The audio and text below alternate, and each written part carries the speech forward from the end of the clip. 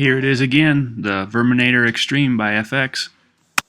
Hey everybody, this video should be a lot of fun. It was a lot of work to make, and I want to show you some of what's gone into it. Here it is. It's the FX Verminator Extreme 22 caliber. Now right now, I have the thermal scope for this video coming up. I have a long barrel that I ordered separately and the shroud. Yesterday we removed the arrow barrel.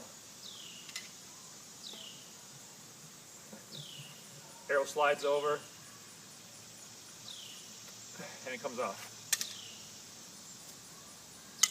Okay, so when you buy the gun, you get 4 of these bad boys right here with it.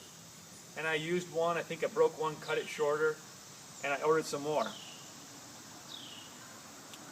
Same arrow, it came with the insert, I glued them in, I shot it, the arrows went like this, really quick. Check it out. There's the aluminum insert that comes with the gun. These came with a brass insert.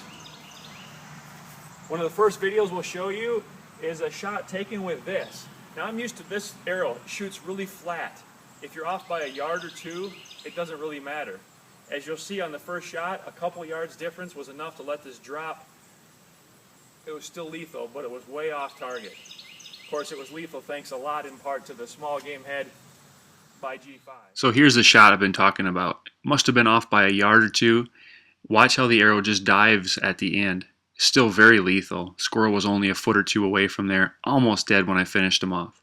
But that's not good enough. As you'll see later in the video, we cut the inserts out, put aluminum ones in so it can shoot flatter and straighter to get the job done right.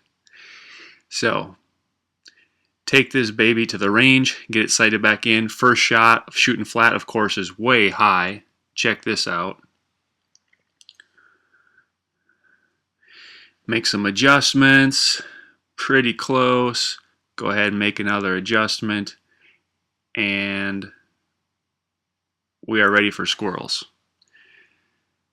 But accuracy isn't all that matters. Watch this little guy duck his head just a little bit. And then afterwards, it's like he's in the movie Matrix with that famous move. Check this out. He ducks just a little bit. It would have been lethal had he not ducked.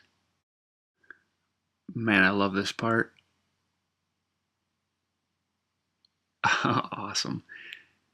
Okay, so that little guy ducked the arrow. This guy here, frankly, I shot low. And he just hopped perfectly for that arrow to bounce off the log but miss him. Watch this guy duck. And I wish I could say it was all the squirrel's fault for ducking, but in reviewing the shot, it would have been just slightly high. Wouldn't have mattered, wouldn't have got him anyway. Watch this guy. Would have been right on the money, but he moved as soon as the shot happened. Alright, enough of the bloops and blunders reel. Now let's get to some real things. We got the gun sighted in, and if the squirrel doesn't duck, we'll have some different results here.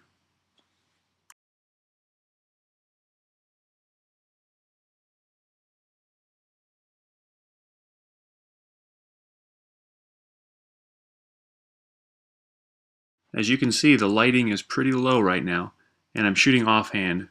Pretty shaky, but we were on target. As you'll see, this hit the back part of the chipmunk, but utterly lethal. I'd show you the picture, but it's pretty graphic.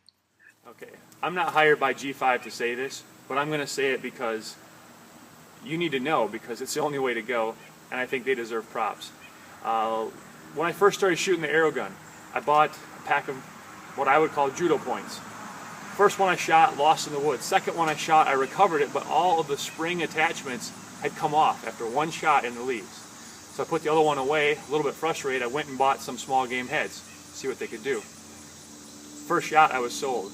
And if you've watched any of my videos, you see that they time and time and time again perform awesome.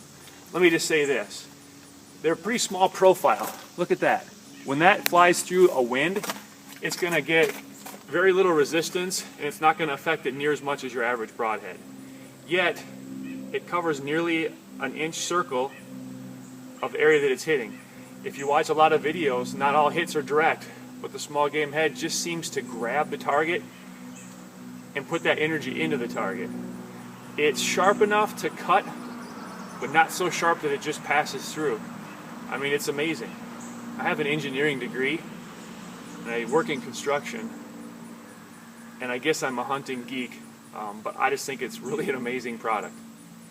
And also later on in this video, you're going to see a follow-up shot to this arrow. In the follow-up shot, I used the judo point because if I lost it, I frankly didn't care. And it did the job thanks to being right on the money. Had it not, well, anyway, point is this thing passed all the way through and basically cut a path the size of the arrow, which for a squirrel is just fine if you hit it right on the money. As my videos have proven time and time again, this is a lot more forgiving, including the first shot that I had to follow up with. Hey guys.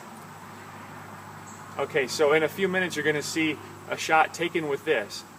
You would think it would miss. In fact, if I had shot this head here, it would have missed, or this little teeny tiny wire would have given a squirrel a little scratch on the head. This, a whole different story. Did not knock it down instantly, but it was close, allowing me for a follow-up shot. Here's the shot I've been referring to. It'll be the last one for this video. You may have noticed that the arrow went a little left of the reticle. You may have noticed on that last chipmunk that it also went a little bit left. Well, I picked up on that, and watch how in the follow-up shot I aimed right and hit it right on target. This shot was instantly lethal. You'll see from the nerve action noticeable in the tail. In a second here on the ground, you'll see the arrow was perfect placement and no G5 head, so it allowed it to pass through. If it wasn't for the fletchings, probably would have lost the arrow. Thanks a lot for watching.